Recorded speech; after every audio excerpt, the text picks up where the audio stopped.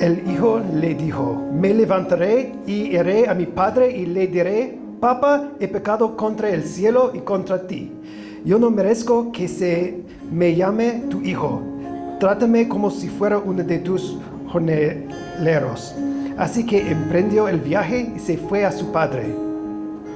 Todavía estaba lejos cuando su padre lo vio y se compadeció de él. Salió corriendo en su encuentro, lo abrazó y lo besó.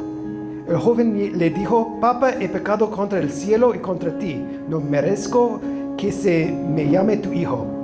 Pero el padre ordenó a sus siervos, pronto, traigan la mejor ropa para vestirlo. Pónganle también un anillo en el dedo y sandalias en los pies. Traigan el ternero más gordo y mátenlo para celebrar un banquete. Porque este hijo mío estaba muerto, pero ahora ha vuelto a la vida. Se había perdido, pero ha sido hallado. Así es nuestro Dios.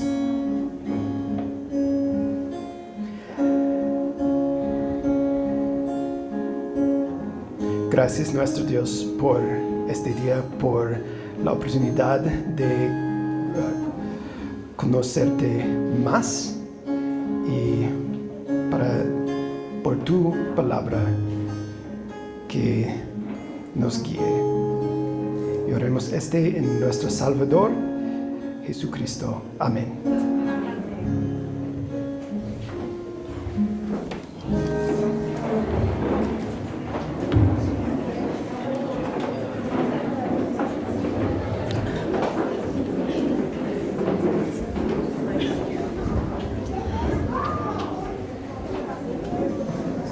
Buenos días a todos.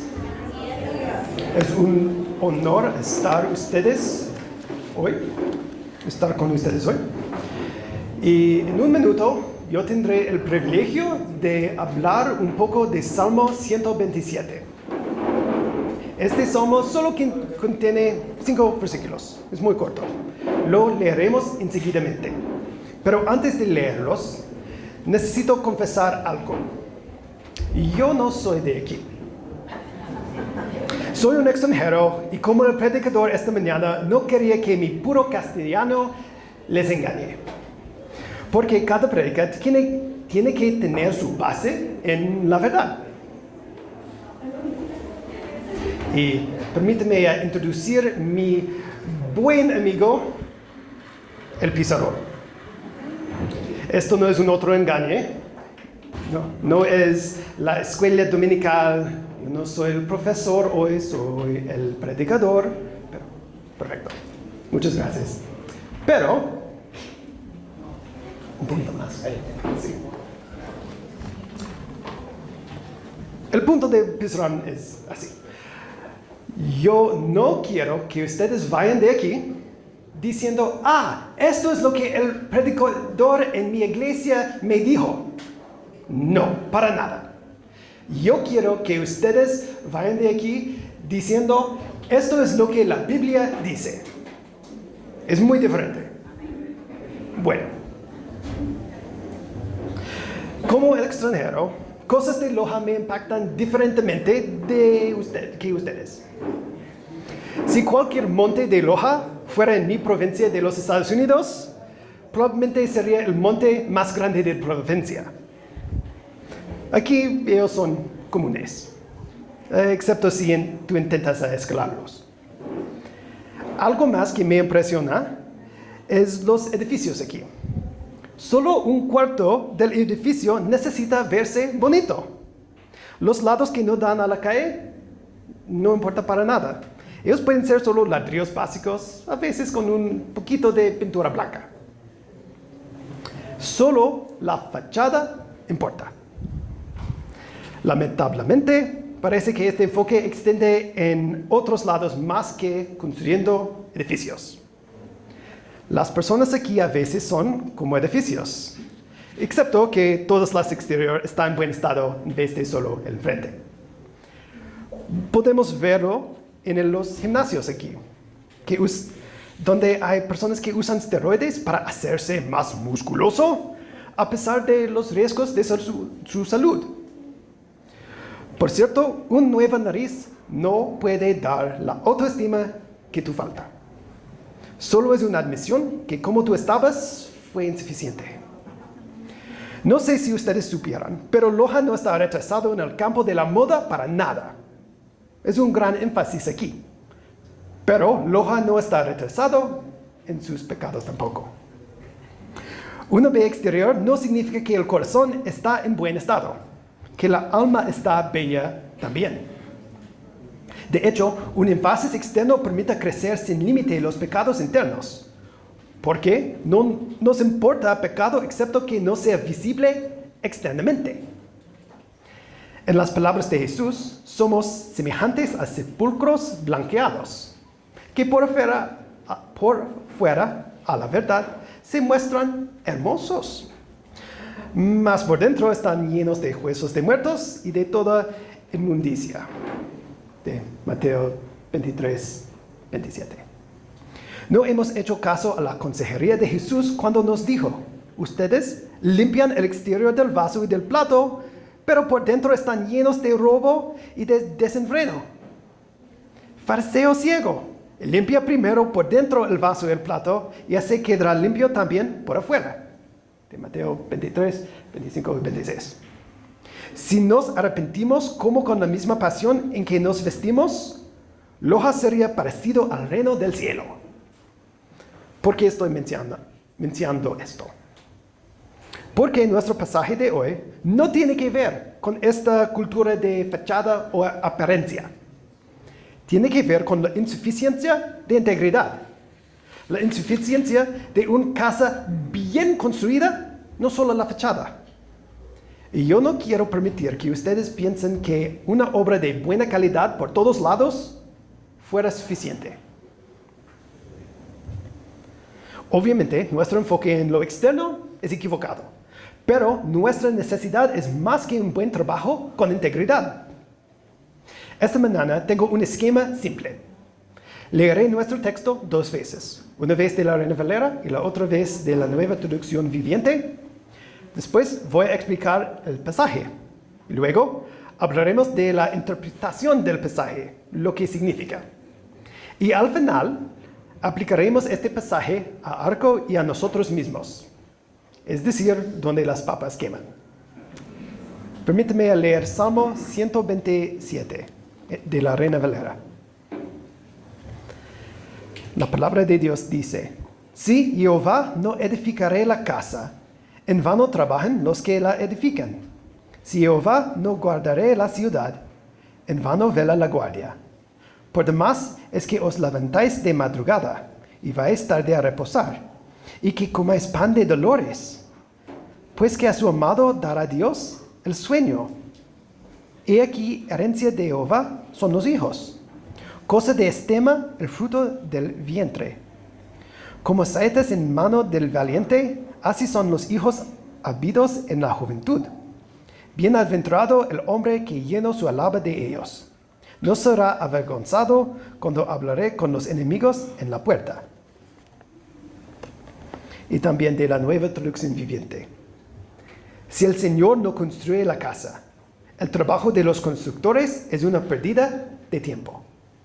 Si el Señor no protege la ciudad, protegerla con guardias, no sirve para nada. Es inútil que te esfuerces tanto, desde temprano en la mañana hasta tarde en la noche, y te preocupes por conseguir alimento, porque Dios da descanso a sus amados. Los hijos son un regalo del Señor, son una recompensa de su parte. Los hijos que le nacen a un hombre joven son como flechas en manos de un guerrero. Qué feliz es el hombre que tiene su alaba llena de ellos. No pasará vergüenza cuando enfrente a sus acusadores en las puertas de la ciudad. Bueno, nuestro salmo comienza con 2 advertencias. Y podemos sumirlos como: tu trabajo podría ser una pérdida de tiempo si Dios no lo respalda. La vigilancia del guardia y la habilidad del albañil no son suficientes. No dice que no son importantes, solo que no son suficientes en sí mismos. Ciudades que se vigilan a sí mismas no duran por un largo plazo. Las casas no se edifican a sí mismas. Lo exige trabajo. Pero, según este salmo, la receta está incompleta sin el ingrediente secreto, que es Dios. Solemos enfatizar solo uno de estas dos partes, Dios o nuestro trabajo. A veces damos la gloria completamente a Dios y nos confiamos completamente en Él, dejando nuestras responsabilidades. Y otras veces nos esforzamos duro y logramos nuestras metas más altas, olvidando nuestra dependencia de Dios. Esto no debe ser. Versículo 1 nos demuestra que nuestro esfuerzo y la mano de Dios no está en oposición. Pero estoy por delante del pasaje. Versículo 2, permítanme leer otra vez. Dice, es inútil que te esfuerces tanto, desde temprano en la mañana hasta tarde en la noche, y te preocupes por conseguir alimento, porque Dios da descanso a sus amados. O como la Reina Valera dice, por demás es que os levantáis de madrugada y vais tarde a reposar, y que comáis pan de dolores, pues que a su amado dará Dios el sueño. Aquí tenemos el contraste. Por la tercera vez oímos en vano o inútil. Extendiendo las horas del día no sirve. Lo que tú recibes es pan de dolores, o en una otra versión dice pan de fatigas. Como un comentarista dice, no es que tú recibas nada por tu trabajo. Hay pan en la mesa, pero pan de dolores, pan conseguido así, ¿vale la pena? Especialmente cuando el regalo de Dios es sueño a sus amados. Hay en versículo 2 una duda en cómo entender el hebreo. Tenemos dos opciones. En el primer, es Dios que proporciona el sueño. Tu casa, tus esfuerzos o la seguridad no pueden darte sueño. Al final, no importa lo que hagas, todavía dependes de Dios para dormir. O es que Dios provee para los suyos incluso mientras duermen, mostrando que es de Él y no de sus esfuerzos. Tal vez ustedes han experimentado lo mismo como yo. Tú trabajas duro y no logras nada. El siguiente día, el mismo trabajo, lo completas en 1 hora y media. Es como cuando intentas abrir una tapa por 5 minutos sin éxito y tu cónyuge lo hizo enseguidamente. Te la afloje, decimos. Trabajo no es lineal. Dios puede darnos fácilmente mientras dormimos. La pregunta es si el sueño es el regalo o cuando se da el regalo. Y al final es muy similar. Cualquier opción sirve para destacar el contraste entre lo que nuestros esfuerzos nos ganan, pan de fatigas, y el regalo de Dios, sueño o provisión sin base en nuestras habilidades. Ten en cuenta cuando Él da su bendición. ¿Cuándo? Cuando no podemos hacer nada. Cuando hemos afrontado nuestros límites. Somos seres finitos que necesitan dormir. Eso es cuando Dios elige bendecirnos. Como Pablo descubrió en 2 de Corintios 12, 9 y 10, el poder de Dios habita más en nuestras debilidades que en nuestros logros o fortalezas. Y cuando estamos más débiles y inútiles que cuando dormimos. El sueño es el momento perfecto para Dios nos regala. Hay un ejemplo bíblico de este regalo durante la noche. En el segundo libro de Reyes, en capítulo 6, versículo 24 hasta capítulo 6, 20, tenemos esta historia de un cerco y hambruna terrible en Israel.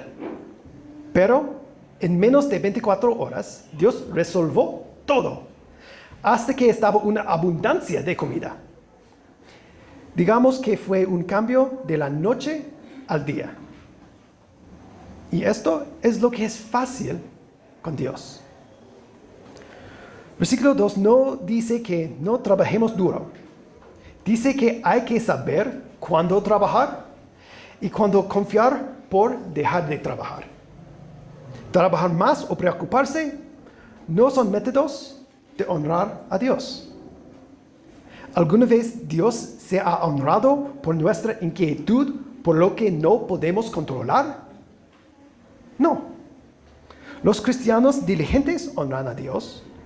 Los que son adictos al trabajo se definen a sí mismos por su trabajo, que no pueden parar o son autosuficientes, no honran a Dios. Permíteme desviarnos por un momento.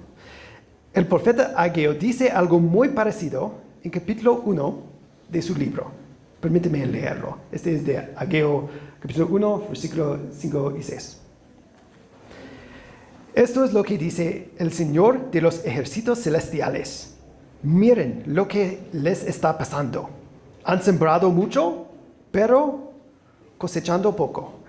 Comen, pero no quedan satisfechos. Beben, pero aún tienen sed. Se abrigan, pero todavía tienen frío. Sus salarios desaparecen, como si los echaran en bolsillos llenos de agujeros. Es un pasaje muy frustrante. Tanto esfuerzo para casi nada. Ageo continúa explicando que para ellos la causa fue su autoenfoque en falta de honor para con Dios. De hecho, la situación fue el castigo de Dios. El castigo de Dios para su bien. El castigo de Dios no solo para castigarlos, pero para convertirles en algo diferente. Porque su bien exigió que ellos relacionaran correctamente con Dios, en vez de un enfoque en sus bienes. Si tú te sientas hoy que no puedes avanzar, reflexiona. Si Dios permite que tú sigues el camino a perdición, sería un castigo sumamente peor que la frustración que te afronta. Yo no puedo decir que cada frustración de la vida es un castigo de Dios. Por supuesto que no. La vida no es fácil, pero tal vez tu frustración viene de tu autoenfoque. Porque Dios no va a honrar un otro Dios, incluso de nosotros mismos, en su lugar. Como Santiago 4, 2 y 3 dice, desean algo y no lo consiguen. Matan y sienten envidia y no pueden obtener lo que quieren. Riñen y se hacen la guerra. No tienen porque no piden. Y cuando piden, no reciben, porque piden con malas intenciones para satisfacer. Yo dije, yo soy un extranjero. Para satisfacer sus propias pasiones. O como Salmo 37 dice, versículo 4, delítate en el Señor y Él te concederá los deseos de tu corazón. O como Mateo 6:33 dice, mas buscad primeramente el reino de Dios y su justicia, y todas estas cosas os serán añadidas. Me parece que hay un tema a través de la Biblia acerca de dónde necesitamos mantener nuestro enfoque. Ok, volvamos al Salmo 127. Vimos las dos advertencias y el contraste entre el regalo de Dios y lo que nuestros esfuerzos consiguen. Ahora, en versículo 3, 4 y 5, vemos un ejemplo del regalo de Dios. Por eso pienso yo que versículo 2 está hablando de lo que Dios nos da durante el sueño. Porque inmediatamente después, nuestro ejemplo no es el sueño, es hijos. Como papá de hijos pequeños, me parece que los hijos son los destructores de sueño. Es mi propia perspectiva. Paso anoche también. Ok, vamos a leer versículo 3, 4, 5. Los hijos son un regalo del Señor. son una recompensa de su parte. Los hijos que le nacen a un hombre joven son como flechas en manos de un guerrero. Qué feliz es el hombre que tiene su alaba llena de ellos. No pasará vergüenza cuando enfrente a sus acusadores en las puertas de la ciudad. Yo dije que esta parte fue un ejemplo para nosotros de lo que el versículo 2 dice. Cómo los hijos son un ejemplo del contraste entre nuestro trabajo y el regalo de Dios. Noten que los hijos, como sueño, son un regalo de Dios. O si es que Dios nos da durante la noche, aquí también hijos sirven como ilustración. Yo no voy a explicar el proceso, tú puedes preguntarles a tus padres después. No merecemos a los hijos. No podemos obligar a los hijos a ser criados. Podemos intentar, pero sin la obra de Dios no funciona. Pero, de otra mano, hay que trabajar con niños. ¿Chuta? Claro que sí. Pero tu duro trabajo puede asegurar que ellos siguen rectos. No. Tu supervisión constante de tus pequeñitos no sirve para guardarles nada más que la vigilancia de los guardias del versículo 1. El crecimiento de nuestras casas es como su primera construcción, completamente en vano si Dios no la respalda. Si tú tienes hijos pequeños, tal vez tú como yo necesitas escuchar la palabra de Dios esta mañana. Dice que hijos son un regalo de Dios, una cosa de estima. Es fácil despreciarlos. A veces ellos parecen más como un montón de trabajo extra, más que una bendición de Dios. Pero la Biblia es cierto y nuestros sentimientos no son. Yo leí a alguien que dijo, así es como es Dios. Al principio, los regalos de Dios parecen más como los pasivos o al mínimo como responsabilidades, antes de llegar a ser los activos obvios. Ok, ¿por qué alguien necesitaría una alaba llena de hijos? Porque en esa época, hijos, especialmente hijos quien fueran criados antes de tu vejez, servían como seguro social. Ellos fueron los que aseguraran tu bienestar financiero, social y al respecto de la ley. A veces las bendiciones de Dios no son obvias. Si fueran, no necesitaríamos salmos para destacarlas. Si tu casa no se ha derrumbado, Dios está estableciéndola. Si tus bienes todavía están en tu casa cuando regresas hoy, da gracias al policía y más al guardia, quien nunca duerme. Si tus hijos están estableciéndose y seguir a Cristo con tus esfuerzos o a pesar de tus esfuerzos, eso es un milagro de Dios. No escribes un libro de cómo ser un buen padre. Hemos leído el texto varias veces. Hemos investigado lo que realmente dice. Ahora necesitamos ver qué significa este pasaje. Observen las áreas que enfatiza el pasaje: casa, seguridad y hijos. O, digamos, el dinero, el poder, el sexo. O tal vez sea la prosperidad, la seguridad y la familia. Suena como una frase de un político, ¿no? La prosperidad, seguridad y la familia. Estos son enfoques bastante comunes. El pasaje está apuntando a exactamente dónde vivimos. Y Dios dice que por toda nuestra preocupación de estas cosas, no avanzamos sin Él. El pasaje no minimiza la importancia de nuestro trabajo, solo su insuficiencia. No dice que casa, seguridad y familias no son importantes. Nos muestra que ellos son dones buenos, pero dioses malos. Como dioses, ellos son impotentes. Ellos son regalos de Dios. Incluso nuestra habilidad a obrar en estas áreas es un regalo de Dios también. Nuestro pasaje de hoy es una llamada a ordenar nuestras prioridades.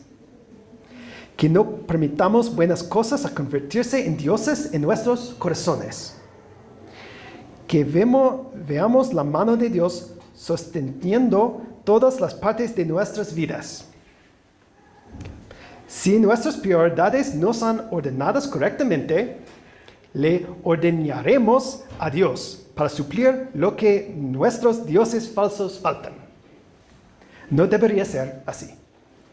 El dador es mejor que el regalo. Más, vemos que la familia y hijos son regalos buenos de Dios. Pero incluso la familia no puede ser nuestro anhelo más alto. Construyendo una casa, un hogar, una tribu o una dinastía exige nuestros esfuerzos. Pero es la obra de Dios. Y como Dios usa la familia de Abraham para bendecir todo el mundo, nuestros regalos de familias no deben terminar en sí mismos. Somos bendecidos para bendecir otros. Yo mencioné esta cultura de la fachada. Es mala. Pero siendo personas integradas con honestidad y más adentro que afuera, no será suficiente. Somos seres dependientes. Siempre lo hemos sido, siempre lo seremos. Y como seres dependientes, sería mejor si lo admitamos. Siempre somos dependientes, pero rara vez lo reconocemos. Oramos por exámenes o una entrevista de trabajo porque sabemos que no podemos controlarlos. Oramos cuando un avión despega porque sabemos que no estamos pilotando el avión. Oramos pidiendo dirección o sabiduría porque admitimos que solo Dios conoce el futuro. Y esos son buenos. Pero creo yo que este salmo nos desafía a orar cuando la respuesta es obvia. ¿Cómo duermes? Es fácil, ¿no? La respuesta es obvia. Cerrarás tus ojos. Hasta que sea imposible. Cualquiera que ha sufrido de insomnio sabe que conciliar el sueño no es tan fácil. Es un regalo de Dios. Debemos admitir que somos tan dependientes de Dios cuando realizamos nuestro procedimiento dental número 10,000, como cuando realizamos el primero con las manos temblorosas. Cuando construyas tu 10ª casa o cumpliste 18 años como guardia. Lo que consigamos no vendrá de la suerte, del azar o de nuestros propios esfuerzos. Creo que esa podría ser la razón por qué este salmo no menciona la agricultura. Ellos sabían que dependían de Dios para que les dieran lluvia y sol en el momento adecuado, en las cantidades adecuadas. Para ellos la agricultura era como un viaje en avión para nosotros. Ellos sabían que no estaban en control de esta cosa. Son otras áreas de la vida, como construir una casa, donde ellos y nosotros podríamos pensar que ya sabemos lo que estamos haciendo y que lo tenemos bajo control. Nunca dejamos de depender de Dios. Podemos intentarlo, como un hijo de 3 años. Yo puedo, déjame. Pero no funcionará. Fuimos creados para depender de Él. O tal vez podemos usar una palabra diferente. ¿En qué área de tu vida necesitas a Dios? ¿Necesitas a Dios en tu trabajo? ¿O solo cuando tienes un problema de salud más grande de lo que el centro de salud puede manejar? ¿Necesitas a Dios en tus finanzas? ¿O solo en viajes largos? ¿Necesitas a Dios en tu familia? ¿O solo cuando están en problemas? O podemos hacer la pregunta de otra manera. ¿En qué parte de tu vida no necesitas oración? ¿Qué tienes bajo control? Allí es donde necesitamos confiar en Dios más. Cuando tenemos ideas, tenemos poder y todo parece bajo control. Como Proverbios 3, 5 y 6 dice, fíjate de Jehová de todo tu corazón y no te apoyes en tu propia prudencia. Reconócelo en todos tus caminos y Él enderezará tus veredas. Dependemos en Él cuando nuestra propia prudencia sí existe, no solo cuando estamos fuera de control. Dependemos de Él en todos nuestros caminos, no solo cuando estamos despistados o perdidos completamente. Ahora necesitamos preguntarnos, ¿qué debemos hacer? ¿Cuáles son las aplicaciones de este texto a nosotros hoy en día? Si una aplicación es nuestro estado de dependencia, ¿qué hago con esta información? Yo creo que necesitamos demostrar nuestra dependencia de Dios en varias maneras. Podemos mostrar dependencia en oración. Cuando oramos, admitimos que necesitamos algo que no podemos hacer por nosotros mismos. Mostramos nuestra dependencia cuando confiamos en sus caminos y palabra más que nosotros propios. Cuando usamos nuestras palabras para decir que sus caminos son los mejores y que confiamos en Él. Y creo que una oportunidad que tenemos para demostrar nuestra dependencia de Él es cuando lo buscamos y lo adoramos tanto, cuando las cosas van bien, cuando estamos desesperados y todo va mal. Cuando lo adoramos con consistencia, demostramos nuestra dependencia. Para investigar más después, lee Santiago 4, 13 a 16. Es de este pasaje que nos recibe el hábito de decir Dios mediante. Es una otra manera para expresar nuestra dependencia. ¿Qué dice el pasaje de hoy a los incrédulos? A pesar de que tú eres un incrédulo, tú confías en algo. Si tu problema más grande es soledad, de repente una novia empieza a aparecer como la solución de tu problema más grande. O digamos, tu salvadora. O si el dinero es tu problema, un mejor trabajo, un préstamo, la lotería o un tío rico surge como el rescatador. Todos de nosotros confiamos en algo. El mensaje de este texto hoy es: tú estás confiando en cosas equivocadas.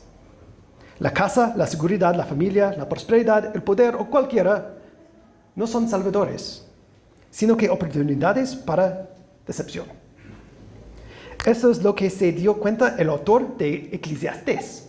Él persiguió riquezas y mujeres y construcción de palacios y sabiduría, el logro y más. Cuando los consiguió, nunca lo satisficieron. Él ya hizo el experimento. Ten la sabiduría de no necesitar repetirlo. Tú necesitas un Salvador confiable y poderoso. ¿Por qué? Tu problema es mucho mayor de lo que crees.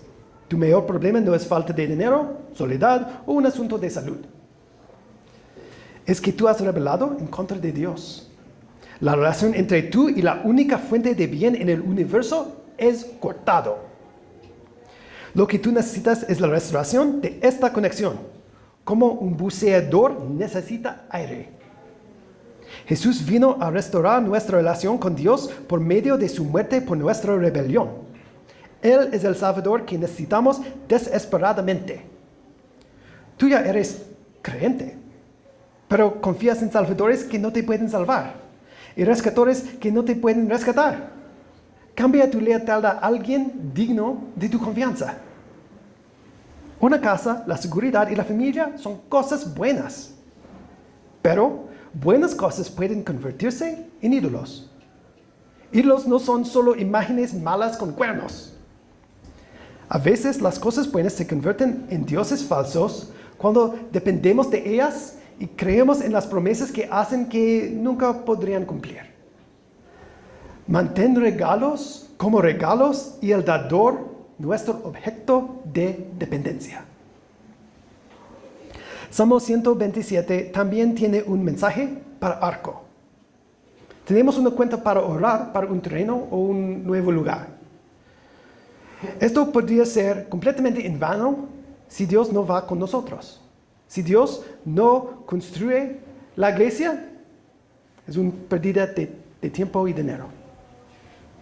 Una tarea de los ancianos es guardar la iglesia de mala doctrina, rencor y división. Necesitamos orar que Dios nos guarde, o la vigilancia de los ancianos no serviría para nada.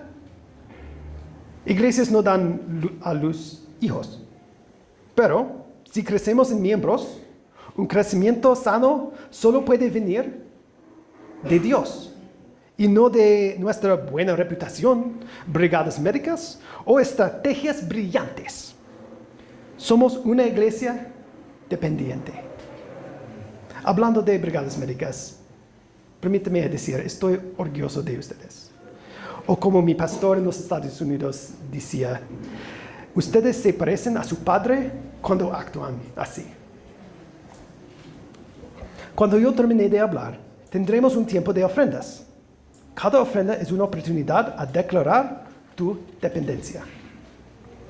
No sé si tú sabes, pero las billetes y monedas de los Estados Unidos, todos de ellos dicen en inglés, en Dios confiamos. Me parece muy chistoso y también triste, porque de hecho la gente definitivamente confía más en trozos de papel verde que en Dios.